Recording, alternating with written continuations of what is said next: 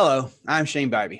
I taught for over 20 years and spent the last 10 years guiding high school students on their journey to college.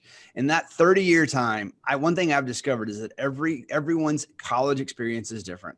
And that's what this podcast is about.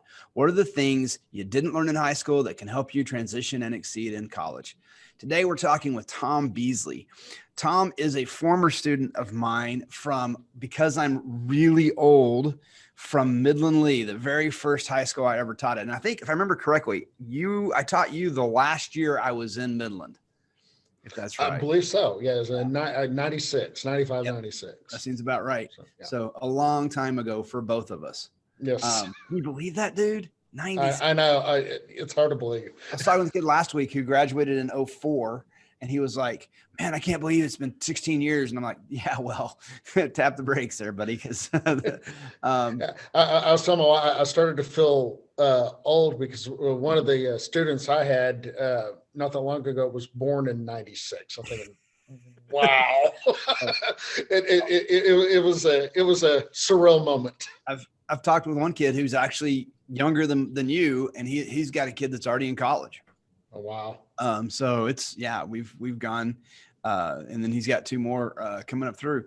So Tom, just tell us about what do you do right now, and we'll get talking about how you got there, that sort of thing.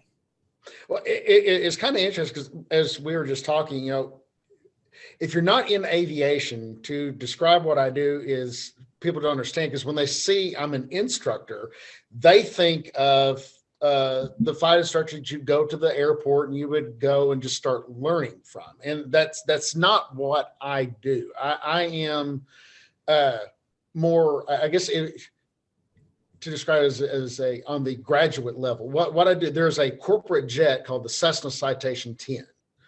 And I am a sim and ground instructor in that. I work at CAE, which at DFW, and we teach, it's in the corporate aviation field. So all the corporate jets, King Airs, a lot of people have heard of. I will train pilots how to fly the Citation 10. When you get to that level, also, you have to have what is called a type rating to fly an airplane that has over a certain gross weight. And so it's basically a license to fly that particular airplane. And so that's what I do for the Cessna Citation 10. I'm also an examiner.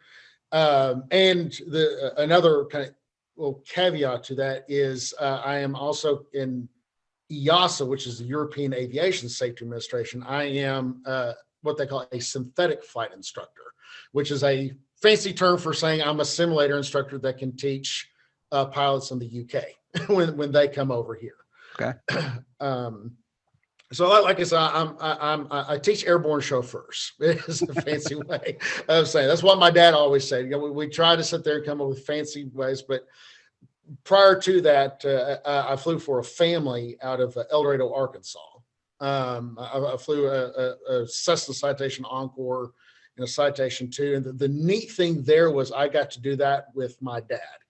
I flew for them for about 13 and a half years, and they do economy and stuff like that. They decided to sell their airplane, and then that's how I ended up back at CAE. And because prior to all that, I was an aircraft mechanic, and I actually instructed at the same place that I'm at now as a maintenance instructor for the Cessna Citation 500 series, where I taught mechanics how to troubleshoot and work on that specific airplane. I did that for 5 years, and prior to that, I was just a mechanic on Citations. So you last week when we were talking about this, you made the comment that you have an associate's degree. Associates, is that right? Yes, yeah, I have an associate's degree. So did you get that at Midland College, or did you do something? Yeah. Okay. Midland College. It's a funny story. I actually had the degree for 10 years that I did not know that I had it. Well, it was as I said, I was an aircraft mechanic, and it was a really kind of interesting deal. And this is not ironically, but this is how you and I got a little bit more involved.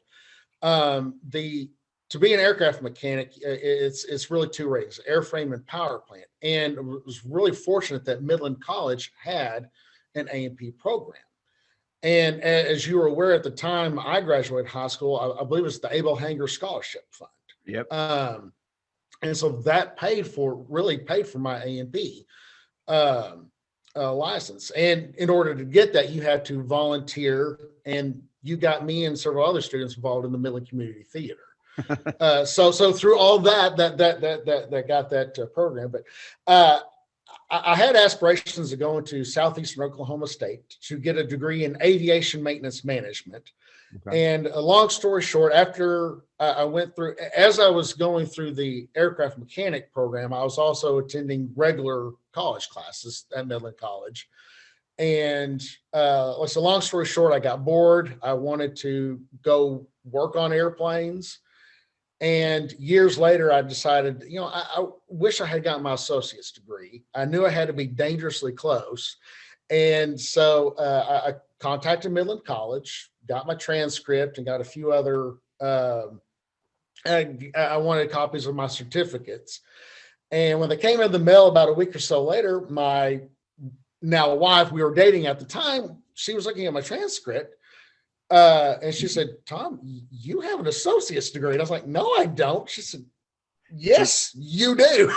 So I was like, "Well, I could have put it on a resume."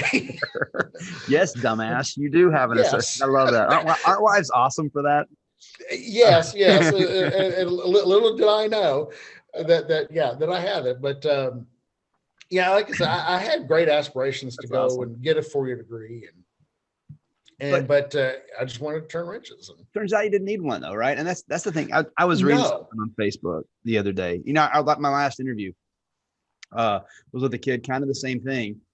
Kelly's he's a lead guitarist in a rock and roll band, a couple other things. And Kelly was 3 years into a degree in criminal justice at Sam Houston State, and his he didn't say this in the podcast, but the girl he was dating at the time says to him, "Hey, let's go." He told me this before.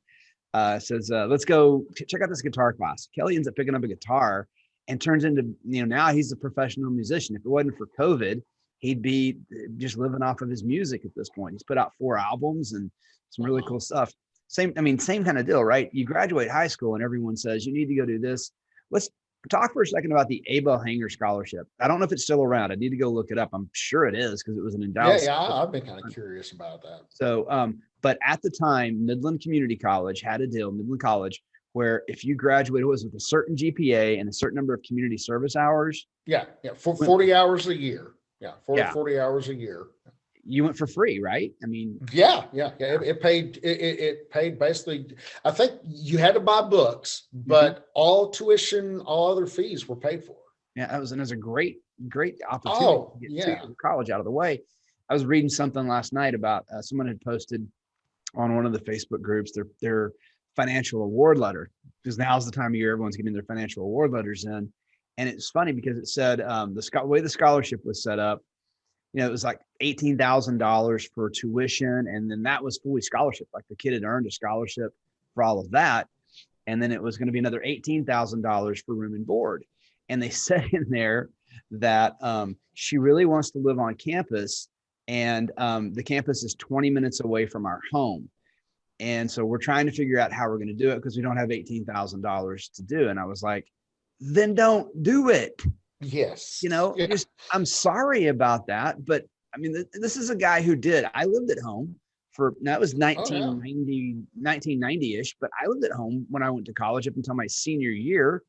My parents were good enough. They let me, but then you don't do it. You know what you definitely don't do? You don't plan on $72,000 of debt because, well, she just really wants to fly the nest. Well, then she needs to start getting a part-time job and trying to make the rest of it work and working full-time in the summer to try to put the money back for that $20,000 bill. Oh yeah. And I'm so big on that, but that was great for you because look what happened for you though, man. You graduate from Midland College with a job. What was your starting? I guess you're probably were you hourly or did you have a salary? My starting, whenever I got out there and actually earned a living with my license. I believe my starting pay was about $11.75 an hour. I want to And say that was at that time, minimum wage was probably $5, $6. yes, yeah, yeah, yeah. It was very good pay. And, you know, I look at a lot of my friends. One is funny. One of my real good friends who we went to Midland College together. He was actually a Midland High School graduate. He went to the program through the Abel Hanger Scholarship Fund. Um, you know, we're still real good friends, and he is still one of the few that's in aviation. I don't know what he's making, but you know, he was telling me now an aircraft mechanic, a fully licensed aircraft mechanic, can make upwards of 140, 200,000 a year, depending on where they go, and that's without a degree. That's just with basically a trade school. And you finish it, you have no debt.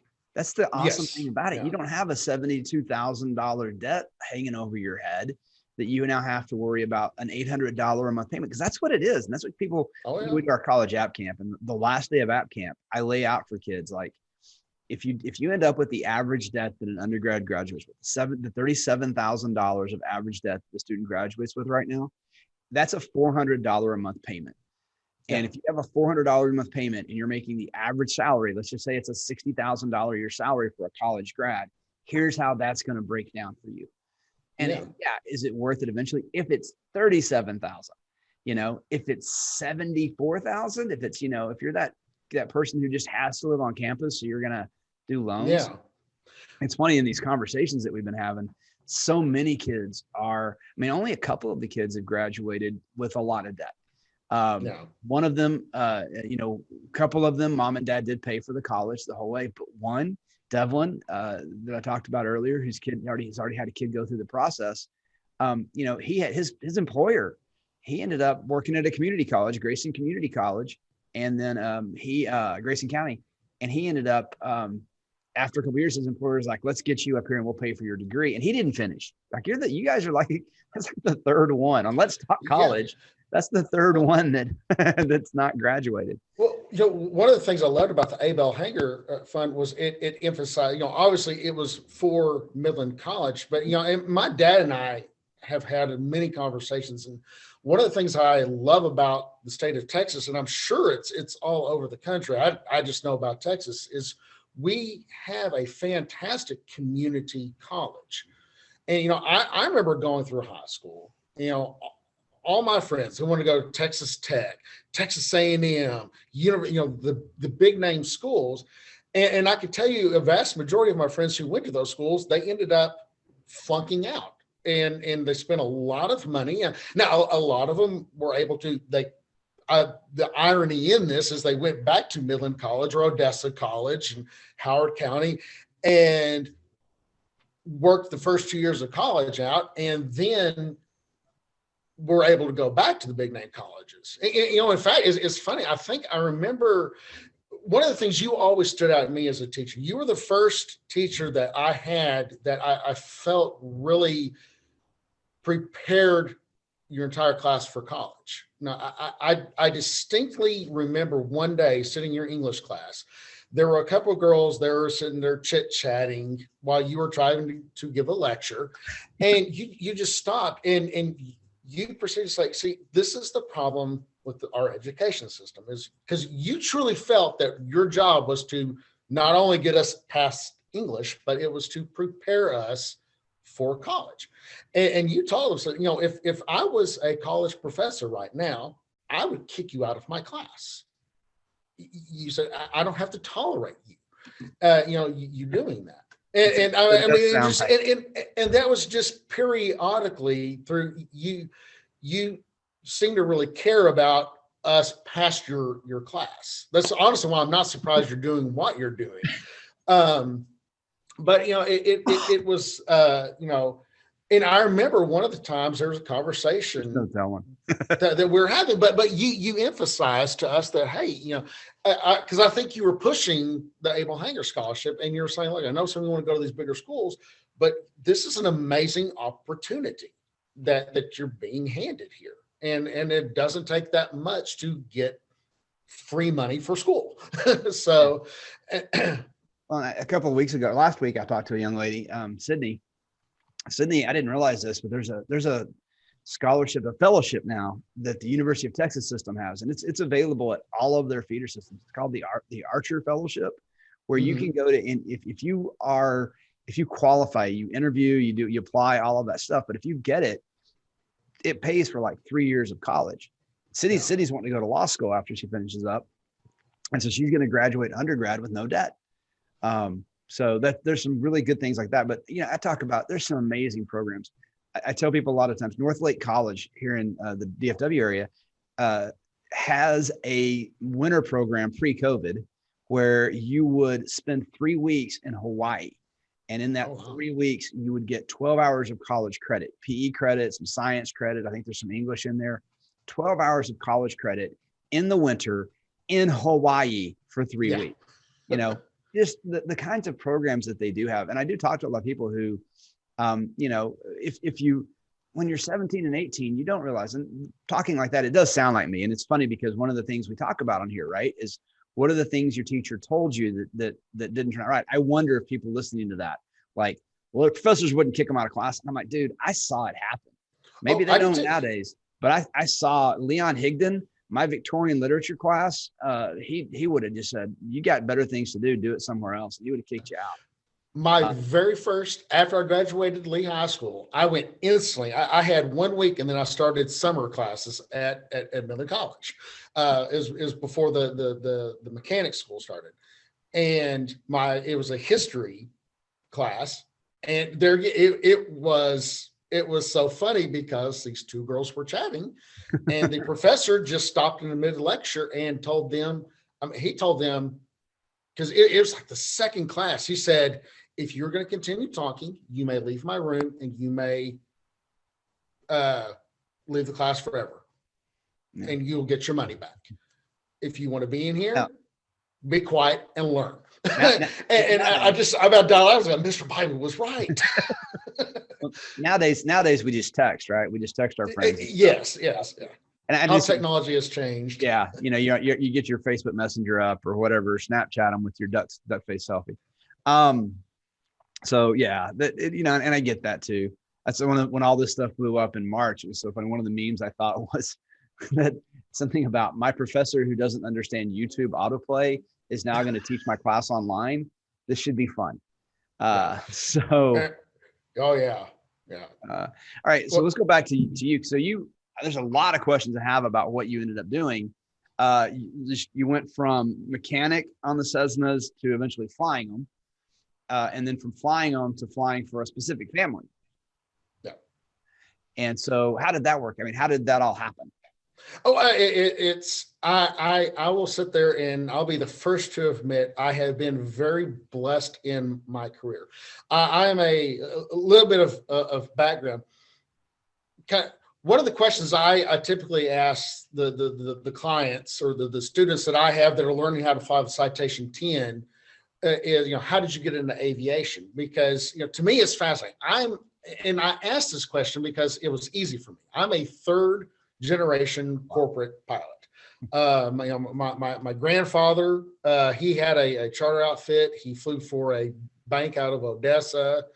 My dad is a professional corporate pilot. He flew.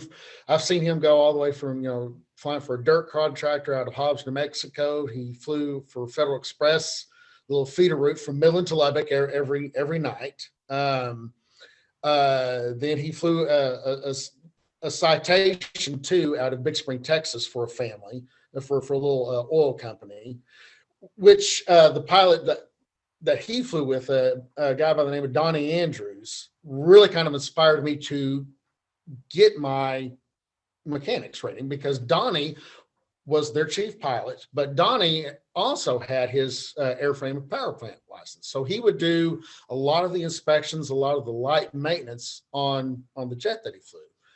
And, and my dad, always constantly pushed me. And he was inspired by Donnie. Midland College started up the aircraft maintenance program, of which I've heard I don't think exist anymore, which is kind of sad.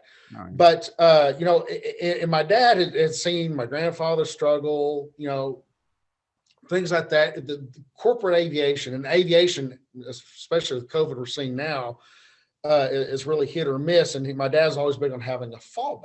And so my dad said, with this Abel Hanger Scholarship Fund, you could get your A&P for little or nothing, and continue to go down the professional flying path. And if anything happens, you always have something to fall back on.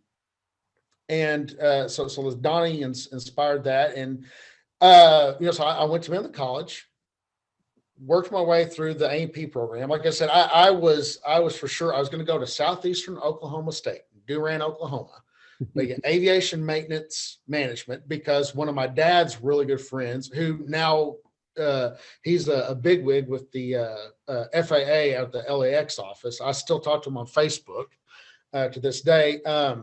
That's where he went, and that's why I wanted to go there, because Greg was very successful, very well liked. So that's why during the summer I would take regular classes. Regular semester would hit, I would go through the A&P program. Because and it was an interesting deal, because not only did it have to meet the college guidelines for college credit, but it had to meet FAA standards. That they would come in and audit to make sure they were teaching what they were supposed to teach, things like that. Kind of important. And I finished my A&P program. Meanwhile, I got my first job working for a shop, a little paint interior and maintenance shop out at Midland International. Okay, let's just stop and talk about the Midland International Airport. Yes, now spaceport. The irony of that. Go ahead. It's only because it has customs there. Okay. It actually, I didn't know that. That's why I always wondered about. You have Lubbock. It has customs because they're not flying to Paris out of Midland. No. Okay. But it is. If you look at the background of Midland's obviously a big oil. Mm-hmm. Back in the 80s, Midland actually had the highest per capita of corporate aviation for a long time. And with the recent oil boom, we're seeing a lot more airplanes out there again. Mm-hmm. But back in the 90s, though, my dad joked you could fire a cannonball down the ramp and you wouldn't hit an airplane, just because the bust hit. And a lot of companies, that's the first thing they get rid of is the airplane. Like I said, I did that. Then when I graduated, I did a full semester at Midland College. I did accounting, business, professional speech, a couple of other classes. Meanwhile, I was talking with my friend I mentioned earlier, Ryan, and he'd be talking about, oh God, Tom, we had the citation come in and we had to work on the engine. And I was just like, this college stuff is not for me. And I wanted to go work. And I had in that business professional speech class, we had to interview someone who hired people. And I got to interview a man by the name of John Sloan, who was the citation service manager at Jet East there here in Dallas. And, John has known me since I was a little kid, because he had worked on the airplane that my dad had flown out of Big Spring. And all these mechanics had known me. And John Sloan just kind of said, well, Tom, if you ever get tired of studying, I sure would like to have you. And I talked to my dad, and, I toured Southeast Oklahoma State, and it was not what I thought it was going to be. And like I said, I was not the greatest of students at that point. And I told my dad, I said, Dad, this is what I want to do. I want to go work on airplanes, get some experience. And he's like, okay, I'll support you. And so I ended up at Jet East working on citations for about 2.5 years. And, we talk about such a small world. At the time, my dad was doing what I'm doing now. He was an instructor it was called semi-flight then, teaching the citation 2, the citation 3 in the simulators. And like I said, semi-flight had maintenance training, and one of the instructors in the maintenance program with citations knew my dad. And his name was Michael Jackson. He would always take a class out to Jed East. So show some of these guys who are trying to learn to troubleshoot the Citation 2. Hey, if we had one there, well, instead of looking at slides, it's kind of neat to see, hey, this is what you're doing. And me and Michael got to be friends, and they were looking for a new Citation 2 maintenance instructor. And I had aspirations of flying, and I thought, well, this would be a good step in the door at semi-flight.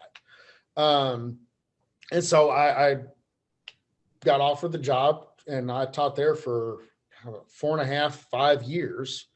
So how old would you be? About 27-ish at this time? I'm kind of. I was right at about 21 when I started at semi-flight. Yeah. So, and that led to that led to some issues, because the average client I was teaching was, 30s, 40s, 50s, and they were learning from a quote unquote a kid. And so I had a lot to overcome, but I learned. Fortunately, the other instructors and my dad were fantastic mentors. And I think the key to my career is I've had so many amazing mentors in my life. And I've learned that if you're handed an opportunity, it's up to you what you do with it. And I tried to take full advantage of it. And I was teaching mechanics. I loved the job. I was actually transitioning into the pilot side. I was going to become what they call a right seater, which a lot of clients, sometimes companies that have multiple pilots, they only want to send one pilot to training at a time. And so they'll see a semi-flight, or CAE now, will provide a co-pilot while they're in their simulator sessions. I was working on that when the pilot that my dad was flying with got offered a better job, a full-time job, because at the time they were just hiring a contract co-pilot. So my dad was full-time. They would just kind of contract in Vandy, and Vandy got offered a job. And there again, my dad has always been one of those, he loves to help people out to better themselves. And my dad said, Vandy, if you don't take this job where you have insurance, you have benefits, you're going to get a type rating, he said, I'm going to fire you. I'm going to tell Bob to never use you again. And so Vandy did that, and they had a hard time getting somebody to come to El Dorado, Arkansas. And meanwhile, I was just chomping at the bit. And my dad was reluctant, but it got brought up. And long story short, I ended up getting to fly with my dad for 13 and a half years, and the best time of my life. So yeah, and they sold the airplane, and one of my dad and I's good friends that we'd occasionally used to fill in when one of us got sick said, hey, Tom, we're looking for instructors. And I really enjoyed the teaching aspect when I taught maintenance, and I thought, I'd love to do it. So 2 years later. Yeah, you said you've been out there about 2. I remember watching on Facebook, you were talking about the last time you flew that plane, you had to fly that plane to wherever it was being sold to, I think. Yeah. That was a sad day in a lot of ways, because I loved flying, and I truly miss it now. I don't get to fly anything real now, a bunch of other stuff behind that. But I started at CAE September 21st, 2018. September 20th, my dad and I were flying from Dallas to Wichita, Kansas, to drop the airplane off for the new company to inspect it.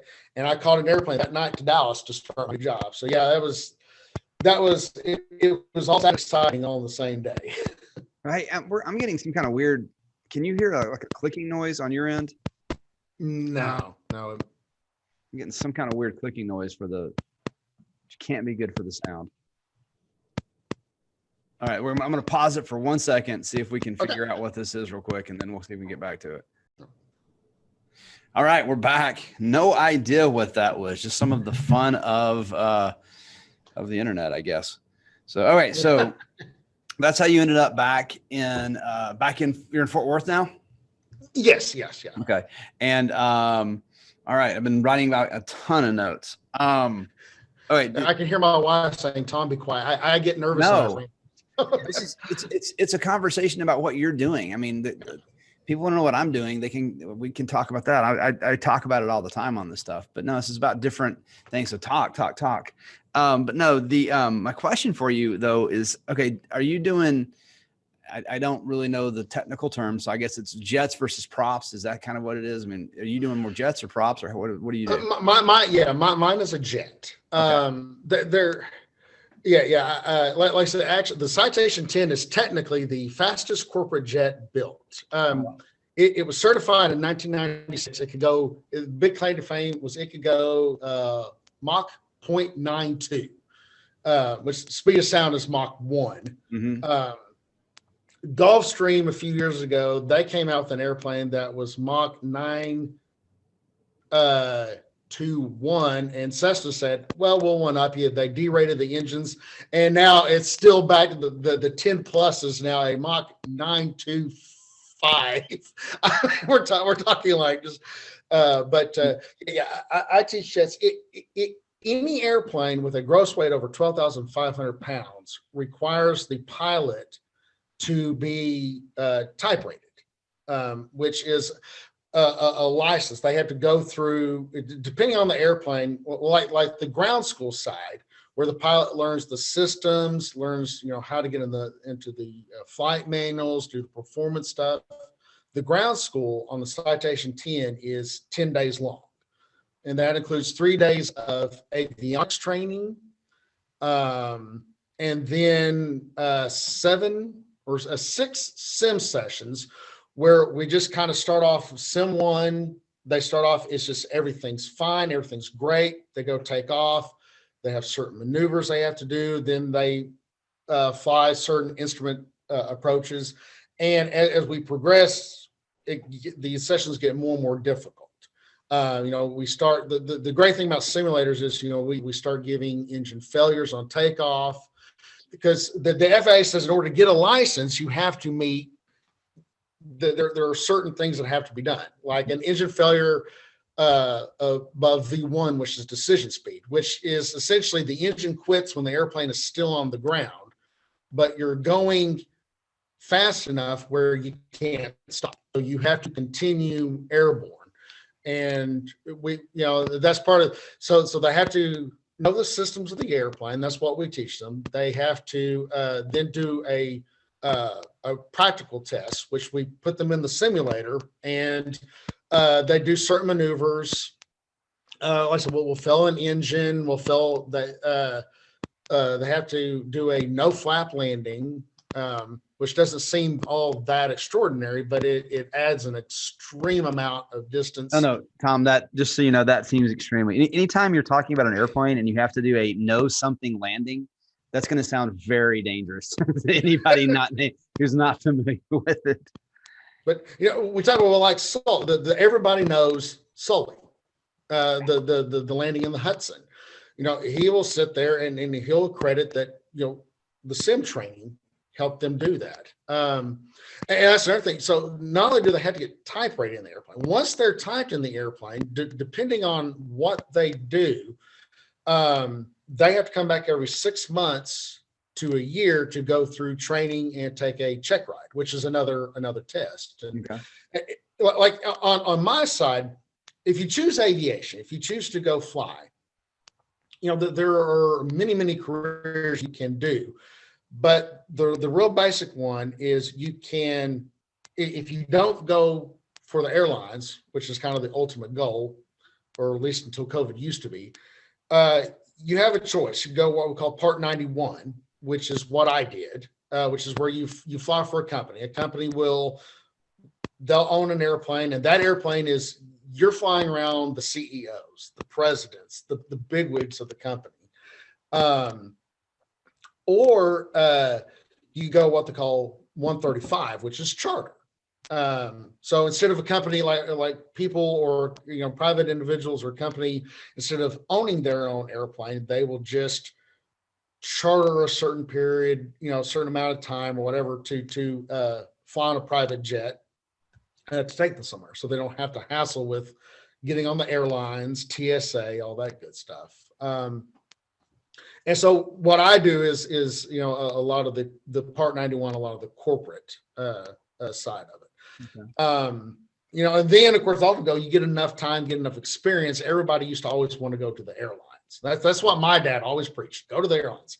Go to the airlines. They're because, like I said, he flew in corporate. He was a victim of all the oil busts and stuff like that. He knew that back then the airlines were a lot more steady, and COVID really changed aviation and had a big impact on those applying for jobs.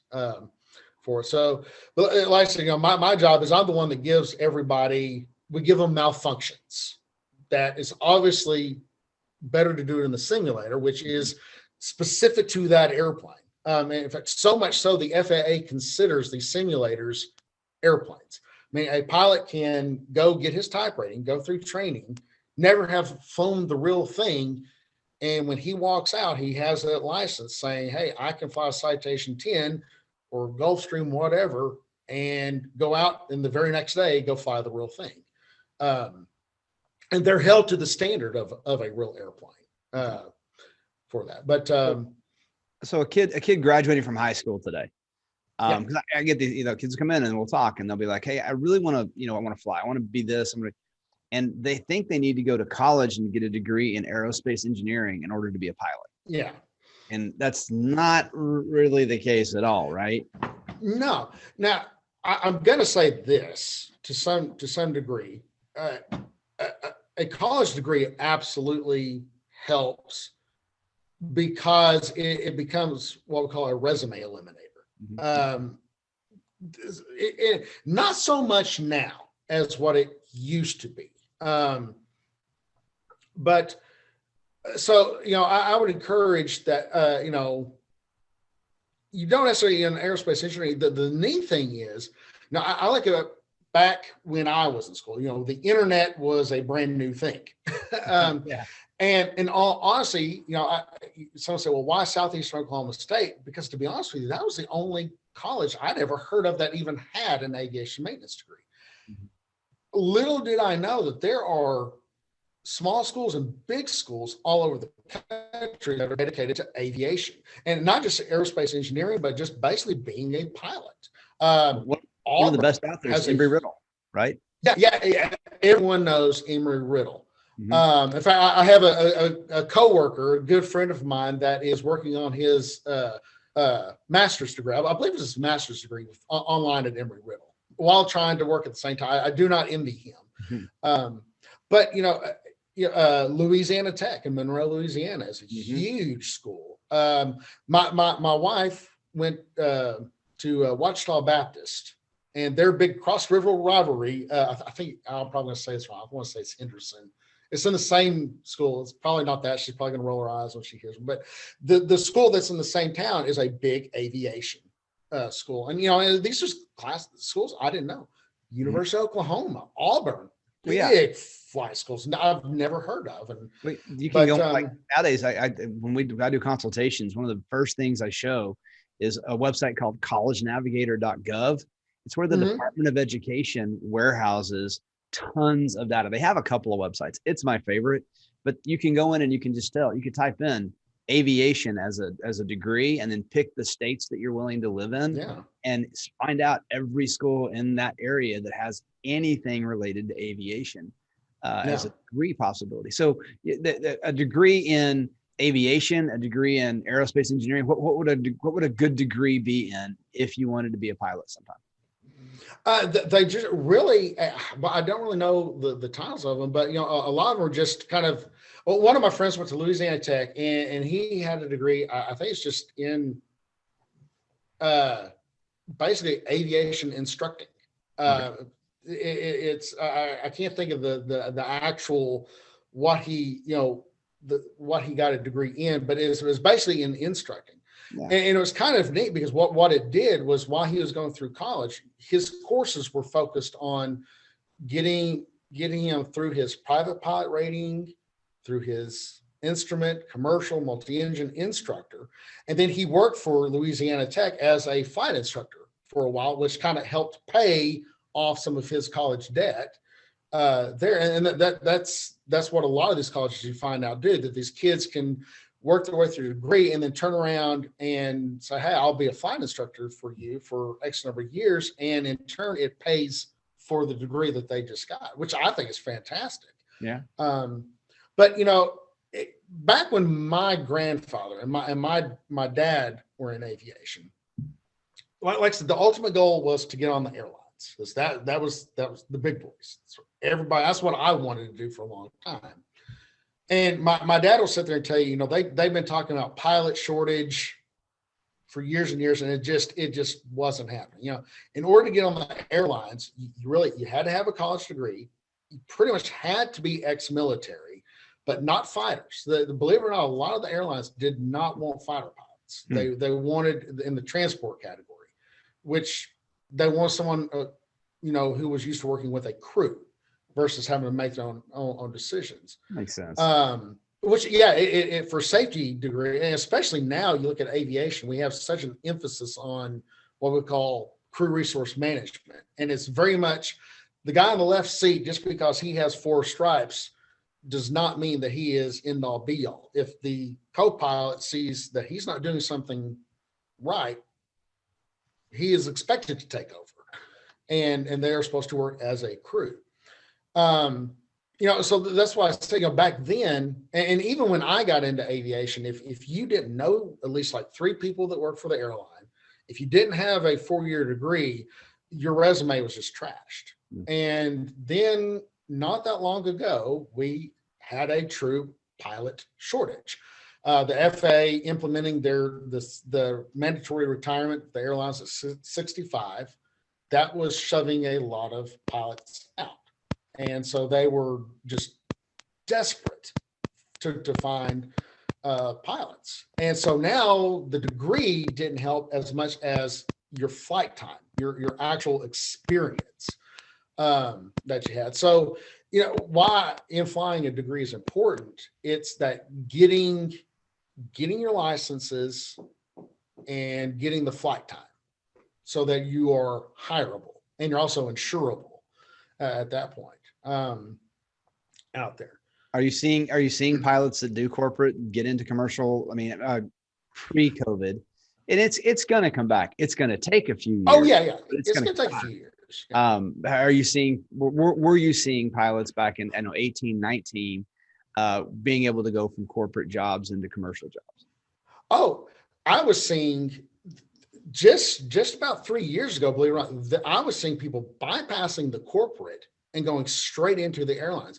Okay. Where the need for the airlines at the time, and like I said, this really was, I'd say 3 years ago. It's when I interviewed, but just prior to COVID, was in the smaller, the regional airlines. Okay.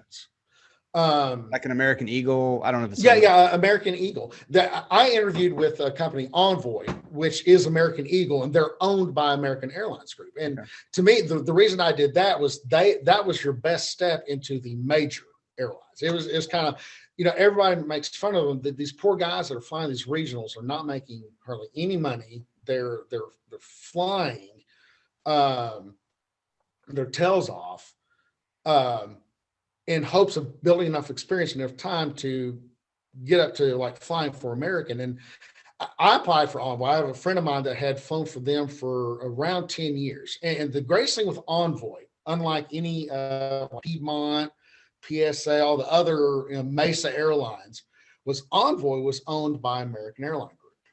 And so if you got hired on with them, the big advantage there was you would fly for them for about 10 years and no interview, nothing. So all of a sudden you would get a class date and you would be flown through to American. The only downside is you lost all your seniority. But you were now flying for the major leagues, so to speak. It was like being called up from the minors and that's what attracted me to it. And the reason I went through the full interview process, and the whole reason I didn't take it was honestly, at the time, I had a wife and two kids, and it was when you do all the number crunching, it was a good 51% pay cut I'd be taking. Oh, wow. And I told my wife, and I looked at the pay scale. I would have had to stay with Envoy for about 4 years just to get back to where I was. Mm-hmm. And, with the wife and two kids, oh yeah, that was a little hard. That would have been 10 years from then, the payoff would have been amazing.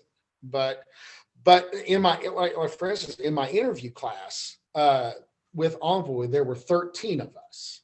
There were only 2 of us that had our airline transport pilot rating. Everyone else were these kids that were still at these academies, like up in Denton through Emory-Riddle, that were just flight instructors that were teaching the basics to get to private. And they had just enough time to where they could qualify for their airline transport pilot rating. And Envoy was going to pay for all that. So, I mean, I don't blame them. It was a good way. 22, you don't have, and we talked about being smart about your college, so you graduate without debt. Then you can do that. You can afford to put in those hours. Dude, I think about the kind of hours I put in when I was in the kind of teaching hours and extra hours you would do. Part of the reason I'm not coaching anymore is I got to be in my 40s, and it's a lot of hours. Oh, yeah. And you get to a point where you're like, I don't know if that's really where I want to be putting all my hours into anymore. So it is possible you could go from doing a corporate or even going from a good program into, man, one of the things I keep hearing you say that I think is awesome about it is it's a lot of practical application. Like a lot of the schools you're talking about it's huge. You're not sitting and doing a bunch of, here's how aerodynamics work. You have to know that stuff, obviously. Yes. But it's also a lot of practical application for it. I'm looking through my notes now to see kind of what else to ask you about. Okay, you said something a minute ago, and I didn't hear exactly the word. I want to be sure I get this word right. You said in order to be a pilot, you have to maybe titling or type. Word type. Well, to fly certain airplanes, you have to have what is called a type rating, which means a type of airplane, transport category. That wasn't it. There's something else. There's a word in there that got lost. And I want to say one more thing for anybody listening to the podcast too. I'm still getting that. I was still getting it. The clicking noise has been coming back, and then it goes out. And then, so I'll wait whenever I get the actual recording. We'll see if it's a problem. I hope it's not. It might be my dog. I don't have a dog that is scratching. No, it was yeah, it was I don't know what it was. All right. Well, so now you're a parent. You've got an 8-year-old and a 5-year-old out there in the world. But the cool thing is, dude, and that's the other part of it, right? So when you interviewed for that job, this is part of the reason I'm doing this is because when I was looking at it, I was like, if I want to be able to control my schedule a little bit and be there for my kids right now, I can teach, and that's going to do it. But then I'm not going to have the income that I need to have down the road. Thought about being an administrator, and then that was going to be a couple hours. So you're getting to, with your job now, tell me what a day, so we're talking on a Monday. You said you had, I think, Mondays and Tuesdays off. Yeah. Well, so there again, I have Sundays and Mondays. Oh, Sundays and Mondays. And that is kind of the neat thing, a little plug for CAE, which stands for Canadian Aviation Electronics. You cut out a second. It's Canadian Aviation Electronics. CAE is Canadian in Dallas. Well, they're based in Montreal. It's a big building that sits out at DFW Airport, and there's a Canadian flag that says because we are a Canadian company. Every email, in fact, I just got an email, and every email is in French and English. So you have to find which is the English portion. In there, they're really a fascinating company. When I taught maintenance, we were Semi-Flight was the name of the company. We were owned by GE Capital, and they sold out. CAE, before they did this, they really what they did was primarily built the simulators, and they wanted to get into using them, because that's where the money is. It's a lot of the simulators that we have cost more money than the airplane that they're based off of. Like the simulator for the 10 was around $30 million. The 10, when it was brand new, was about I think like a $26 million airplane. Now you can buy it for about $2.8 million. There's a lot of other competitors. Our big competitor, and really our primarily competitor, is called flight safety. Because like I said, when you get into the corporate world, and so we also do a lot of airline training, which are out in Phoenix, and even here in Dallas, we do have some contracts with some regional, and they got hit very hard by COVID. But one of the reasons I like CAE over flight safety is because as an instructor, we have a guaranteed 2 days in a row off. So like mine are Sunday, and some of them are staggered, but mine's Sunday and Monday. A good friend of mine, his are Wednesday and Thursday. Which he really likes. He's the one who's going to Embry-Riddle online now. So those are actually good for him for studying. Whereas like our competitor, I have a friend that works for them, and he's like, y'all get 2 days guaranteed off. Where so it makes it nice because with the kids and what we're seeing in what I did do at Flight Safety, CAE, you used to see a lot of older retired pilots doing it. Or pilot, if you saw someone who was young that had a medical issue where they medically could not fly. But now what we're seeing is a lot more, I dare call myself younger, I'm 43, but you're seeing more guys my age and even younger doing it because family life. It's the big selling point that the flight safety and CAE when they interviewed you for the job, they would always say, but you're home every night. You're in your bed every night, which when you fly airlines corporate, you could be on the road 7 days, 14 days a week. And that's where my flying job, I was very, very, I had the best corporate flying job ever. Very few overnights. Very rarely were we called at the last minute to make a trip. We usually knew 2-3 days in advance of a trip. Most of our flying was done between 6 a.m. and 7 p.m. And we didn't fly hardly at all, especially prior to them selling the airplane. So I got to spend a lot, go eat lunch with my kids, and it was really great. But, a lot of these other guys, we have a real big client, and you hear these guys, they'll be on the road 14 days a week. And in fact, I had one, she was actually, I think, one of the assistant chief pilot, and she had just gotten off maternity leave, and we had a sim session that ended up at 10:30 at night. Wow. And in the middle, she asked if she could go FaceTime her kid, and I'm like, you go do it. I know how important that is. But with what I do, it's my schedule varies as far as when I am on. Like this week, I have 2 sim sessions that start at 6:30, which means I'll have to brief the crew from 6:30 to 7:30. Then we're in the simulator for 5 hours, and then we have an hour debrief.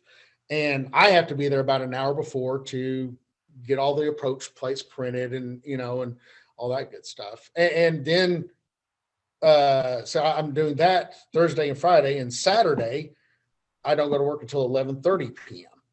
or I'm sorry, 11:30 a.m. So it will just vary. That's why I like teaching the ground school portion, because it is 9 to 6 every day.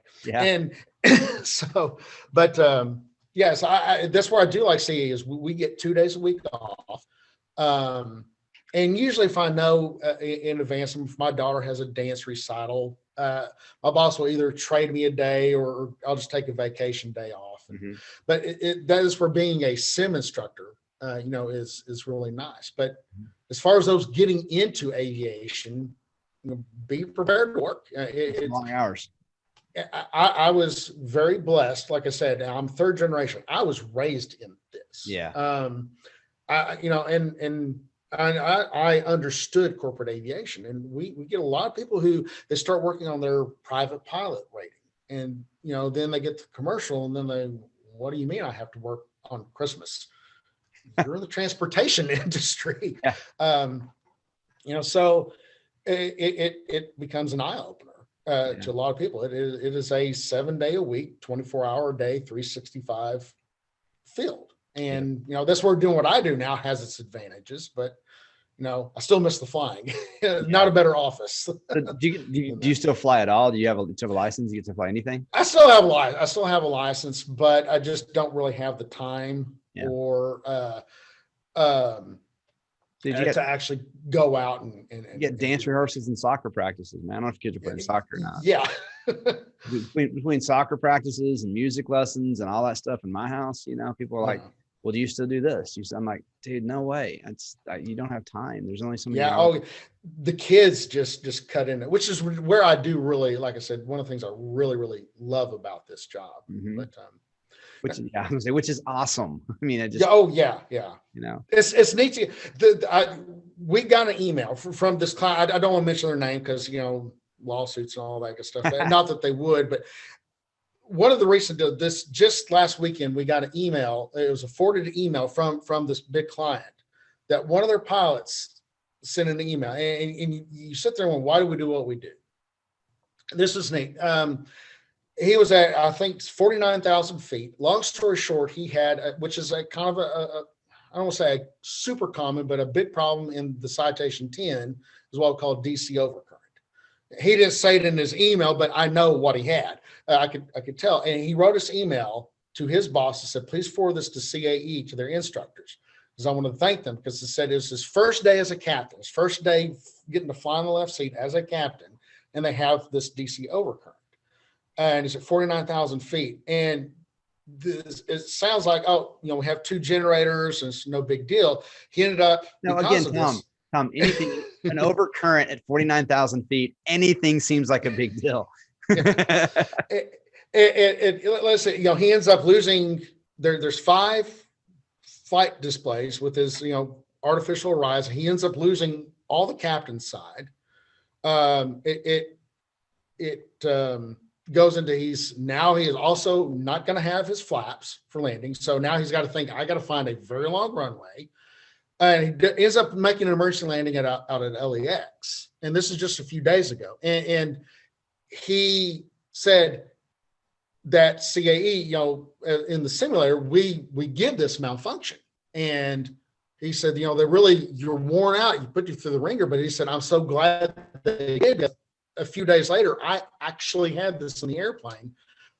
While it was stressful, it was a relief because I knew, hey, I just did this at CAE. I know that everything, I know what I'm not going to have. I can do this. And so it was neat to see an email like that, because you realize, okay, this is why pilots train. We train every 6 months. Oh, dude. And you go through all this, and there's a reason. I tell tutors, we don't understand you were telling stories earlier about like when I was in the classroom, and I laugh, like, there's stuff I remember, but students will say things like, remember that time you did this? And I'm like, man, I just don't. It sounds like something I would do. I don't necessarily remember. Like, it sounds like I would totally, would you be quiet for a minute, and say that because I was trying to talk. Totally sounds like something I would do. But the impact of what we do and the little things that we do, and that's not a little thing. Obviously, that's a huge thing, a critical thing. But that literally saved a few lives, right? Because if it could have, yeah.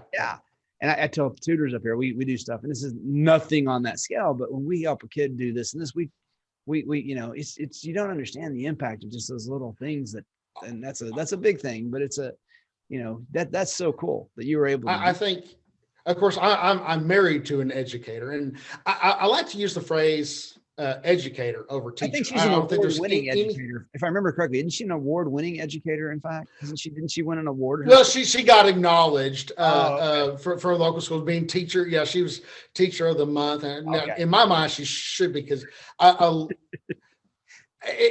she's a kindergarten teacher at Saginaw Elementary. And to be honest with you,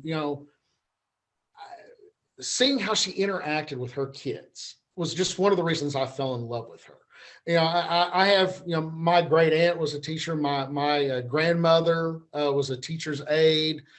I've always had an affinity for teachers. And I like to use the word educator. I think teacher's great, but educator is just, it emphasizes the power that you can give to someone. And, to see my wife, to see how she was with her kids. And, I think of the amount of money we spend just for her kindergarten class. It's one of the reasons I fell in love with her. Her heart, to see her coming home crying because she knows a kid doesn't have food at home. Mhm. It speaks volumes to her heart, and she genuinely loves it.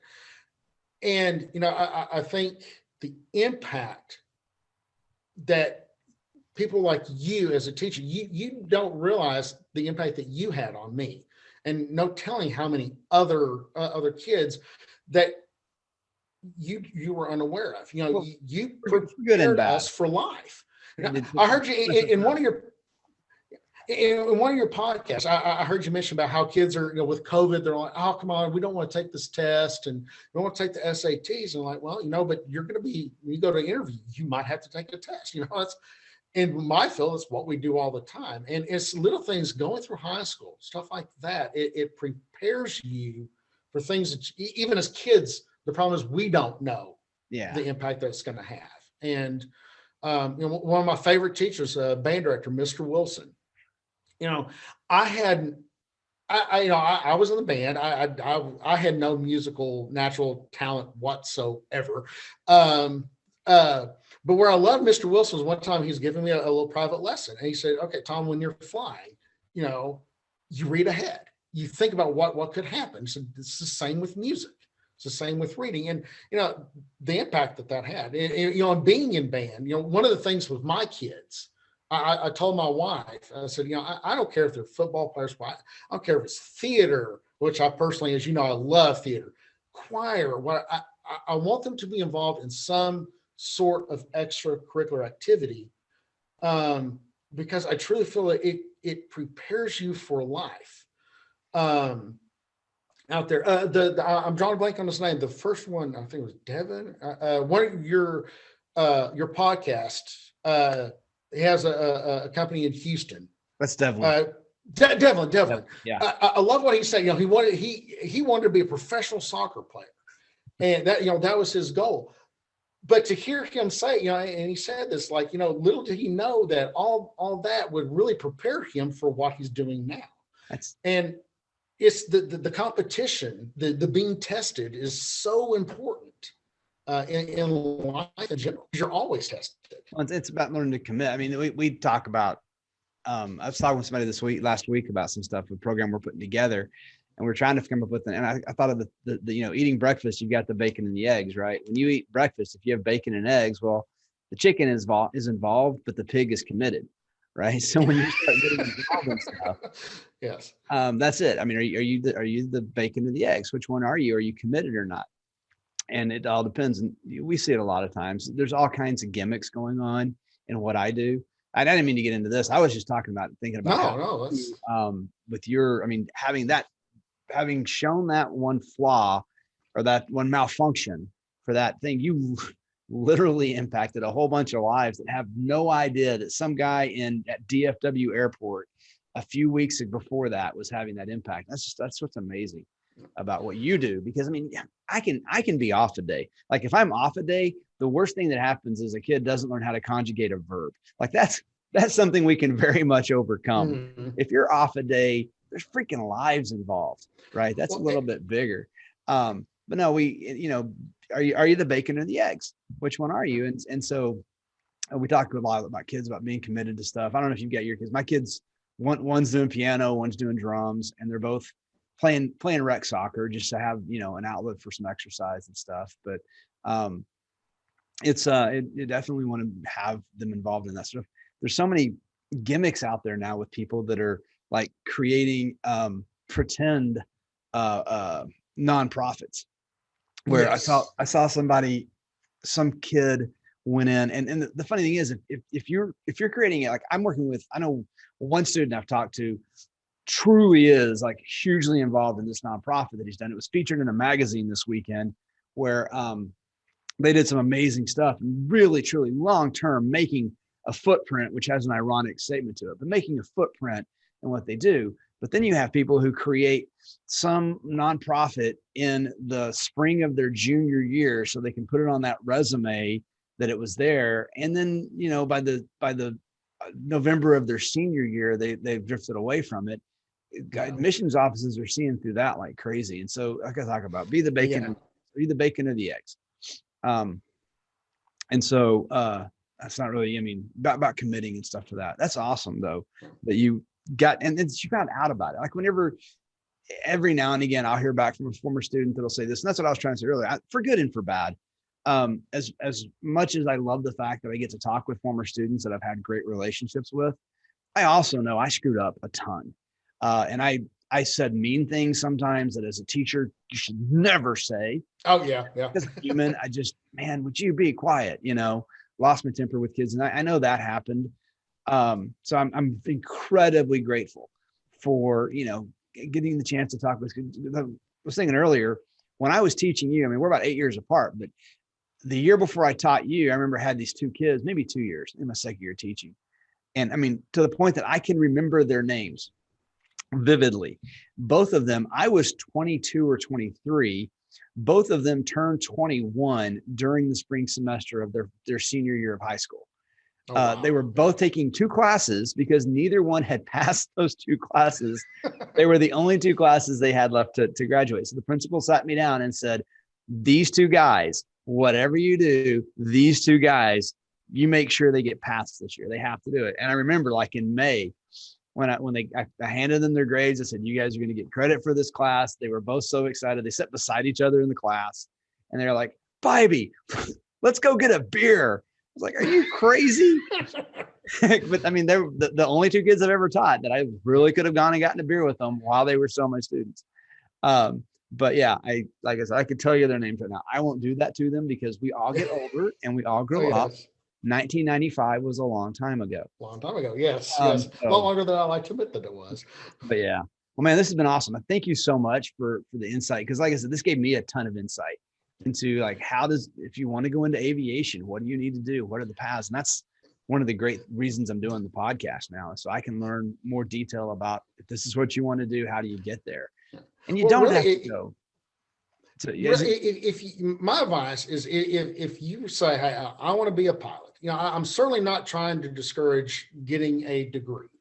But really the best thing is, there's so many really good flight schools out there. There's American Flyers, and they're all over the country. I think of American Flyers, there's a U.S. Flight Academy up in Denton, where they will take you, that they have programs set up where they will take you from getting your private pilot all the way up through becoming an instructor. And one of the neatest stories I have, the superintendent of El Dorado, Arkansas, Mr. Jimmy Tucker, just an amazing man. And my wife just still thinks the world of him. He had a son, or has a son, I should say, Lake Tucker. And this kid is big. He is a monster. He's a football player. He was going to Wichita Baptist. I don't know the full story of what happened or why, but he was playing football for Wichita Baptist. And he had always wanted to fly, and I think he took a discovery flight. And the bad thing about aviation is it's like a bug. It will get you, and you just want to do it. And long story short, Lake, and I say his name, he wouldn't mind because he's a neat kid. I call him a kid, but he said, I want to fly. And so his mom and dad did some research. They found a really good flight school somewhere in North Carolina, and did just that. They took him from private pilot all the way through instructor, and now he's teaching pilots how to fly out in New Brunswick, and he's going to go places. Because a lot of it is your drive and your attitude, and you got to go fly when you don't want to. You got to build up because it's all about the hours. Mm-hmm. But where a degree certainly helps, what a lot of companies, and I've talked to pilots who hire pilots, and they said that they look now, what they're really looking for is the drive. Do you want to be there? Do you want to, you willing to work weekends and Christmases, miss birthdays, stuff like that, because that's just part of it. Mm-hmm. But there's that would be, just find a good reputable flight school. Though, do your research. We have the internet now, which makes it really good, and look at reviews. Yeah. Because that's really big. Is there any place out there that tells you job placement? Like when you look at a flight academy? Yes. God, there's all kinds of, like, willflyforfood.com. This is one of those. Is that really a website? Will fly yes, for food. Yeah. I don't know if it's. I need to look. It might not be. I think it's still active. But yeah, it's Will Fly for Food. There's all kinds of ways. I can't think of them off the top of my head. Just Google corporate pilot jobs, and they'll come up. Yeah. But there again, get out to an airport. When you're working on your ratings, you're going through that flight school. Go find a job at we call it fixed base operations, little private terminals where the corporate aviations come in. Keep yourself immersed in aviation, because aviation is still very much a who and have you been around. I had a pilot not that long ago look at me and say, "Your name sounds familiar." And I said, but you don't look familiar. And he said, and we got talking and found out my dad had him in the citation too when he worked out there. I was gonna say, because you're Tom Beasley Jr. Yes, yeah. and so but just immerse yourself in aviation and be prepared to not be paid much at first. It's very much, you got to earn your dues. But I've had kids that are coming up getting their second command license so they can just sit in the right seat. I say, if you're being interviewed for that, so, hey, we're going to get you're just going to be sitting in the right seat. You're going to be co-pilot. You're going to build up some time, get some experience. One of the questions I would ask the interviewer is, like, how are you going to help train me? Like, how are you as a pilot? Do you expect me to just sit there and operate the radios, or are you willing to do some on-the-job training? Put me to work. Because I talked to a pilot that he had one of those where the guy was just kind of nasty and told him, "You just sit there and shut up and you move the bags." And the kid said, I went from being so excited about this job to just deflated. And then he found another job where it was just the opposite. The pilots really wanted to, teach him and learn. And that's where I was lucky with my dad. He expected me to learn and to work. But, just do your research and it's fun. It's a great field. And I truly, truly love it. All right, man. Well, thank you so much for the time, dude, for spending the time with me. Thank you. All right. And looking forward to it.